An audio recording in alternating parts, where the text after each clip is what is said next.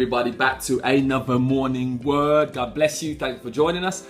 For those new to this is where I share a couple minute video really to share for my own personal Bible study. Why? I just really wanted people to fall in love with the things of God, because I know that as a man thinketh in his heart, so is he. And if we can think like God, there's nothing that we can't achieve. And we can take our lives from here to here. So it's something on my screen there, let me get rid of that.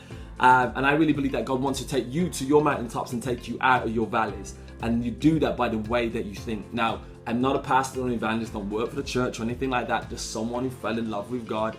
And I truly have seen testimonies of this in my own life where God has taken me. And I believe that God wants to take you there. So listen, if there is an element in you, even if you're not a believer in God, okay, and you think, yeah, there's some truth in this, run after it, take action, apply it, and watch the fruits in your life.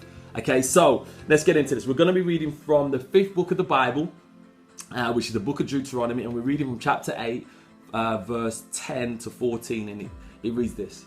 Be careful that you do not forget the Lord your God, failing to observe his commands, his laws, and his decrees that I'm giving you this day. Otherwise, when you eat and you are satisfied, when you build your fine houses and settle down, and when your herds and flocks grow large, and your silver and gold increase, and all you have is multiplied, then your hearts will become proud, and you will forget the Lord your God, who brought you out of Egypt and out of slavery. I'm going to call today morning word, I don't need God. Now, unfortunately, in the Western world, our population is growing, but the number of people who have a belief in God and myself and Jesus seems like it's decreasing.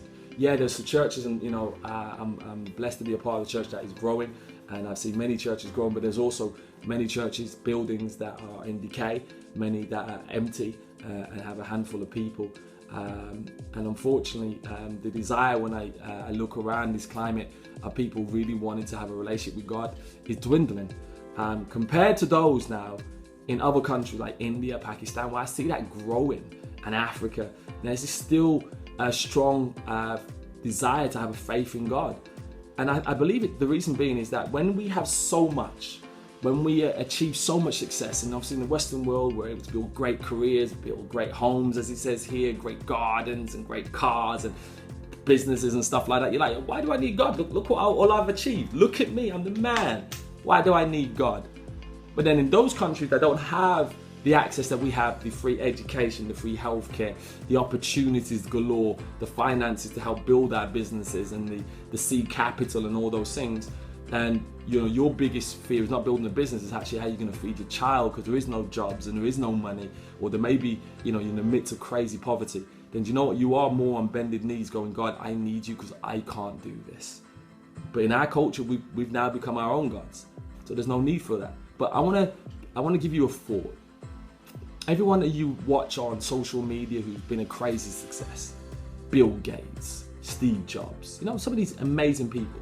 Do you know what all of them will say? As much as they stepped out in faith, as much as they grind and they worked hard, they all had an element of luck. They were lucky that they were born into the right family, lucky that they were born in the right century, lucky that they were born in the right places, had the right opportunities, free schooling, or Bill Gates had the opportunity to use a computer at his age when no one else would that. If that didn't happen, he couldn't have built Microsoft.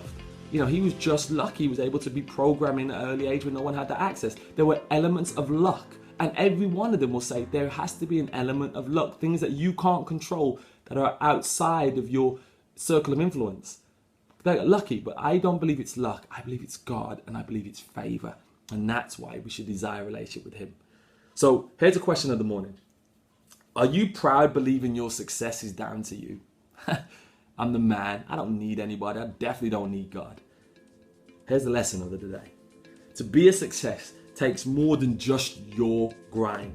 We all need luck, but I say favor, which comes from God. We all need that.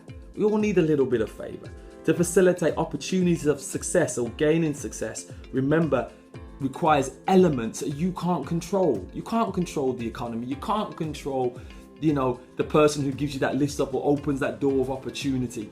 You can't control all those things, that you're born at the right time. But God can open doors that you can't open. And that's why we all should have a relationship with God. So here's the action of the day.